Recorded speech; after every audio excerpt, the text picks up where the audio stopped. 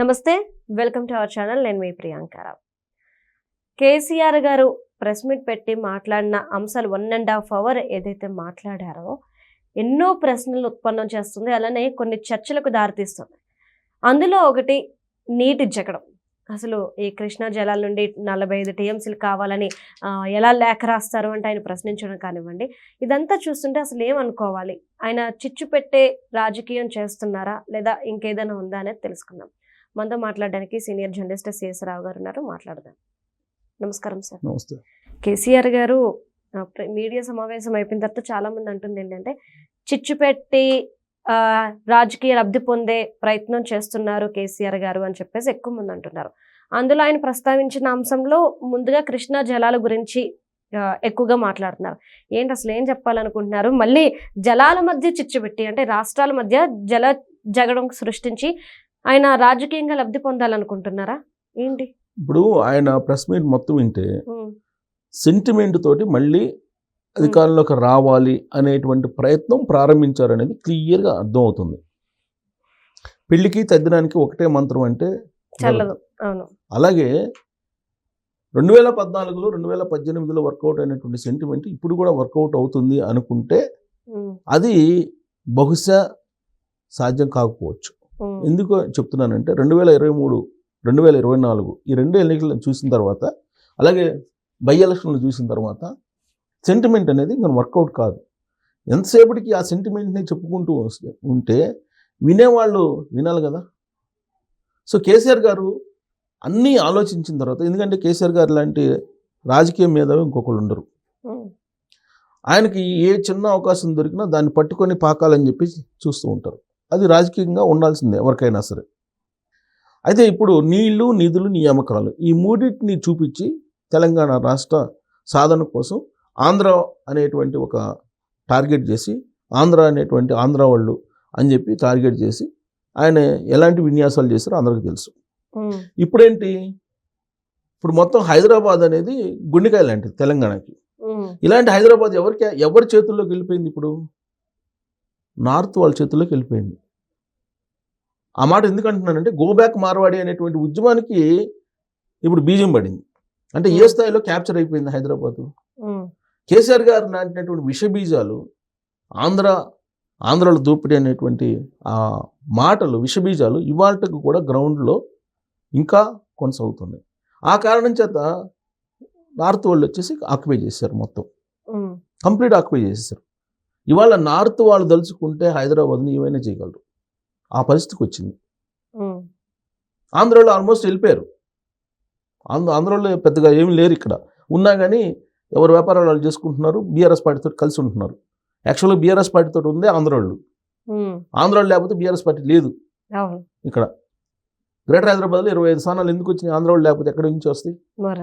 So Andhra వాళ్ళు ఉంది, ఆంధ్ర కాంట్రాక్టర్లకి లబ్ధి చేకూర్చింది కూడా కేసీఆర్ గారే. ఇప్పుడు కాళేశ్వరం ప్రాజెక్ట్ ఉంది, ఎవరితోటి కట్టించారు? ఆంధ్ర వాళ్ళతో కదా కట్టించింది. ఒక కాళేశ్వరం కాదు, ప్రతి కాంట్రాక్టు 100కి 100% ఆంధ్ర వాళ్ళకే ఇచ్చాడు కేసీఆర్ గారు. ఇది ప్రశ్నించాలి తెలంగాణ సమాజం. ఎందుకు ఇచ్చావు? ఆంధ్ర వాళ్ళు దోపిడీదారులు కదా, దోపిడీదారులు అన్నారు కదా, ఎందుకు ఇచ్చినట్టు అని చెప్పి అడగాలి. నెంబర్ 1. నెంబర్ 2, కేసీఆర్ గారు నీళ్లు, నిధులు, నియామకాలు. నిధులు, నియామకాలు ఈ రెండు 2014 నుంచి 2024 వరకు ఏం చేశారు? 23 వరకు నీళ్లు, నిధులు, నియామకాలు అన్నారు. సరే, నీళ్ళ ఇష్యూ ఉంది, బైఫర్కేషన్ చట్టం ప్రకారం అది కోర్టులో నడుస్తుంది ప్రజెంటు. దానికి బ్రిజేష్ కుమార్ ట్రిబ్యునల్ ఒకటి చెప్పింది, ఆ తర్వాత ఇంకోటి చెప్పింది, ఇవన్నీ నడుస్తున్నాయి. మళ్ళీ నిధులు, నియామకాల విషయంలో మీకు నిధులు ఇస్తే మీరు నిధుల్ని ఏం చేశారు? ఆ నిధులు కాళేశ్వరం ప్రాజెక్టుకి పెట్టి ఏం చేశారు మీరు? నియామకాలు, ఉద్యోగాలు ఎవరికైనా ఇచ్చారా? ఉద్యోగాలు ఇవ్వలేదనే కదా తెలంగాణ సమాజం తిరగబడి 2023లో ఆయన్ని ప్రతిపక్షంలో కూర్చోబెట్టింది. అంటే నిధులు, నియామకాలు రెండు, వాటి గురించి మాట్లాడారు. ఇప్పుడు ఇక మిగిలింది ఏంది? నీళ్లు. నీళ్ళకు సంబంధించి ఆయన ఏమంటున్నారు? రేవంత్ రెడ్డి గారిని అడ్డు పెట్టుకొని ఢిల్లీలోకి వెళ్ళి చక్రం తిప్పాడు చంద్రబాబు నాయుడు గారు. అందుకే పాలమూరు రంగారెడ్డి డిపిఆర్ని క్లోజ్ చేసేసారు, ఆపేశారు.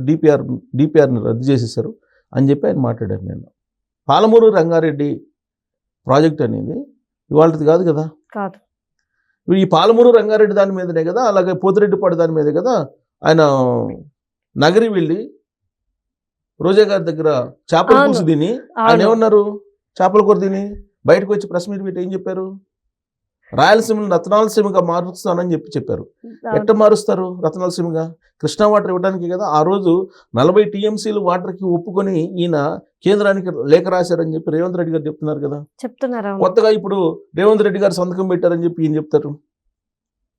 సార్ అప్పుడు ఒక జగన్మోహన్ రెడ్డి గారును ఈయన ఒక ఒప్పందం చేసుకున్నారు, కృష్ణా జలాలు తరలించే విధంగా కట్టాలి. కృష్ణా గోదావరి జలాల మీద 2 ప్రాజెక్టులు నిర్మించి 2 లక్షల కోట్ల రూపాయలతోటి ఈ 2 రాష్ట్ర ప్రభుత్వాలు ప్రాజెక్టులు నిర్మించి చెయ్యాలని చెప్పేసి అనుకున్నారు. అవును సార్. కాళేశ్వరం లాగా అవి కూడా తయారవుతాయి అని చెప్పేసి అక్కడ ఇంజనీర్లు ఇక్కడ ఇంజనీర్లు ఇద్దరు కూడా సమావేశం అయ్యారు వీళ్ళ ఒత్తిడి తట్టుకోలేక.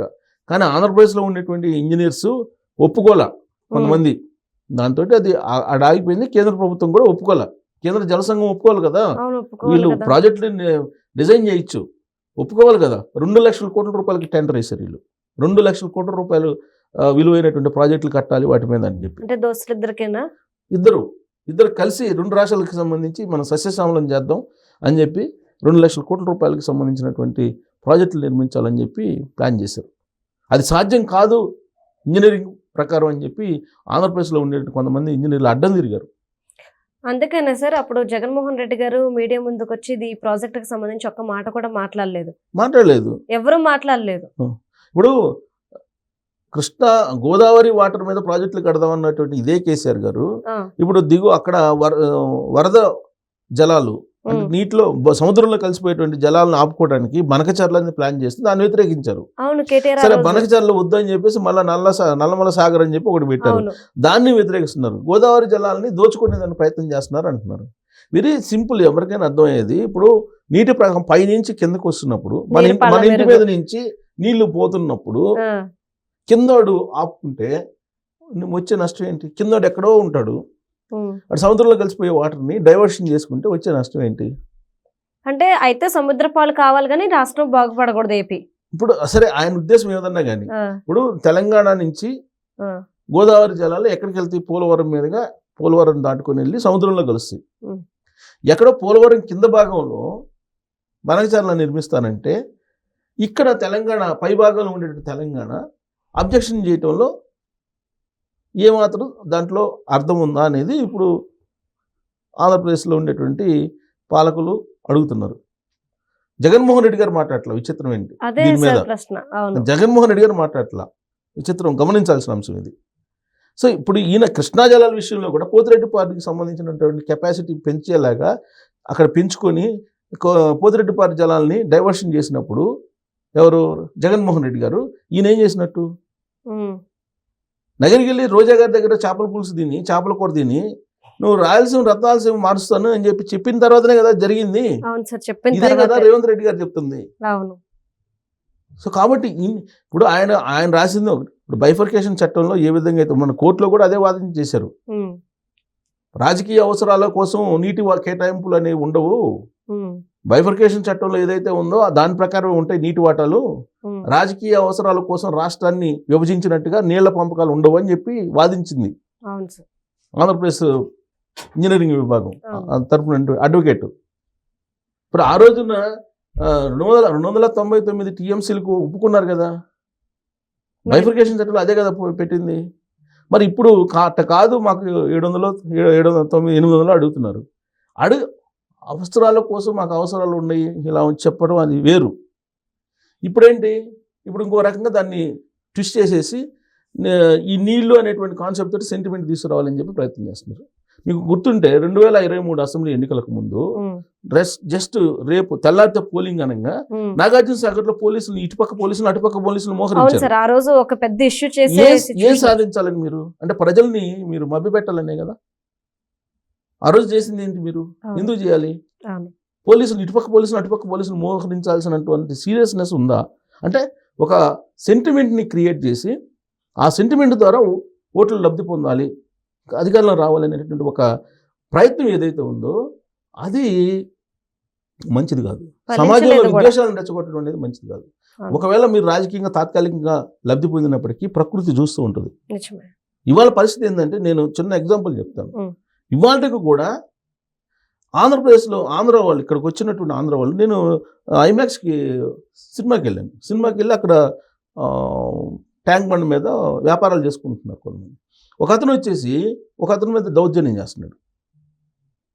ఒక ఆంధ్ర అతను గోదావరి జిల్లాలో అతను అక్కడ ఏదో కోడికూర కొబ్బరి రైస్ అని వ్యాపారం పెట్టుకున్నాడు. తెలంగాణ అతను వచ్చి నువ్వు ఇక్కడ పెట్టి తీసి లేదంటే డబ్బులు. ఇలాంటి పరిస్థితి ఎందుకు వచ్చింది? విద్వేషాలు రెచ్చగొట్టి పెట్టే కదా. 2014 ముందు రెచ్చగొట్టినటువంటి విద్వేషాలు ఇవాళ కూడా కొనసాగుతుంటే మళ్ళీ మీరు సెంటిమెంట్ క్రియేట్ చేసి అంటే ఇప్పుడు ఎవరు రాకూడదు అక్కడ. తెలంగాణ వాళ్ళు మరి అందరూ అన్ని దేశాలకు వెళ్ళారు కదా, అన్ని రాష్ట్రాల్లో తెలంగాణలో ఉన్నారు కదా, ఢిల్లీలో ఉన్నారు కదా, మరి ఢిల్లీలో కూడా ఉండకూడదు కదా వాళ్ళు. అంటే ఇది మంచిది కాదు. విద్వేషాలను రెచ్చగొట్టడం, ఈ విద్వేషాలను రెచ్చగొట్టడం అనేది ప్రకృతి ఒప్పుకోదు. రాజకీయంగా తాత్కాలికంగా లబ్ధి పొందొచ్చు, కానీ ప్రకృతి ఒప్పుకోదు. ఇప్పుడు ఎందుకు రెచ్చగొడుతున్నాడు? ఇప్పుడు ఇది చంద్రబాబు నాయుడు పాలమూరు రంగారెడ్డి డిపిఆర్ని తొక్కిపెట్టాడు, కేంద్రంతో మాట్లాడుకుని ఎందుకు చెప్తున్నాడు అని అంటే దక్షిణ తెలంగాణలో బీఆర్ఎస్ పార్టీ లేదు, ఉత్తర తెలంగాణలో బీజేపీ బలపడింది, ఉత్తర తెలంగాణలో బీజేపీ స్ట్రాంగ్ అయింది, దక్షిణ తెలంగాణలోనేమో బీఆర్ఎస్ పార్టీకి బలం లేదు. ఎక్కడైతే బలంగా ఉందో బీఆర్ఎస్ పార్టీ అక్కడ బీజేపీ బలపడింది. కాబట్టి అక్కడ నీటి కేటాయింపుల్లో జరిగిన అన్యాయం అని చెప్పేసి నేను దక్షిణ తెలంగాణ మొత్తం నేను వచ్చి పర్యటిస్తానని చెప్తున్నారు. పర్యటిస్తే అక్కడ జనాలు నమ్మద్దు, తెలుసు కదా హిస్టరీ మొత్తం. దక్షిణ తెలంగాణ ఉత్తర తెలంగాణ కంప్లీట్గా వాళ్ళకి భావ సారూప్యత కానీ కల్చర్ కానీ చాలా డిఫరెంట్ ఉంటుంది, చాలా డిఫరెంట్ ఉంటుంది. అక్కడేమో ఖమ్మం నల్గొండ జిల్లాలకి సంబంధించి ఆంధ్ర కల్చర్కి కొంచెం దగ్గరగా ఉంటారు. మహబూబ్ నగర్ మిక్స్డ్గా ఉంటుంది, గ్రేటర్ హైదరాబాదు మిక్స్డ్గా ఉంటుంది. ఉత్తర తెలంగాణలోనేమో బీఆర్ఎస్ పార్టీ బలహీనపడింది అనేది, బీజేపీ బలపడింది అనేది స్థానికంగా జరిగినటువంటి ఎన్నికల్లోనే తెలుస్తుంది. పైగా కూటమి వస్తే పరిస్థితి ఏంది? కూటమి తెలుగుదేశం పార్టీ బలంగా ఉంది గ్రేటర్ హైదరాబాద్ దక్షిణ తెలంగాణలో. ఇలాంటి ఒక ఆందోళనల మధ్యలో ఆయన రాజకీయపరమైన భవిష్యత్తును చూసుకుంటున్నాడు. దాంట్లో భాగంగానే ఇప్పుడు ఇలాంటిది సెంటిమెంట్ని క్రియేట్ చేసి నీళ్ళ జగడాన్ని పెద్దది చేసేసి ఏదో రాజకీయంగా లబ్ధి పొందాలి అనుకుంటున్నారు, కానీ అంత ఈజీ కాదు. ఎందుకంటే డాక్యుమెంట్స్ అన్ని బయట పెడతాను, మీరు అసెంబ్లీకి రండి అంటున్నారు. ప్రతిపక్ష నేత కదా, అసెంబ్లీకి రండి నేను బయట పెడతామని చెప్పి అంటున్నారు. ఇప్పుడు కాంగ్రెస్ పార్టీ వాళ్ళు అదే కదా అంటుంది. ఎవరేం చేశారో రండి, మీరు రండి, ప్రతిపక్ష నాయకుడు కదా, అసెంబ్లీకి ఎందుకు రారు మీరు, రండి అని చెప్పి అడుగుతున్నారు. ఈయన అసెంబ్లీకి వెళ్ళి మాట్లాడితే అప్పుడు వాస్తవాలు బయటపడతాయి. Thank you so much sir.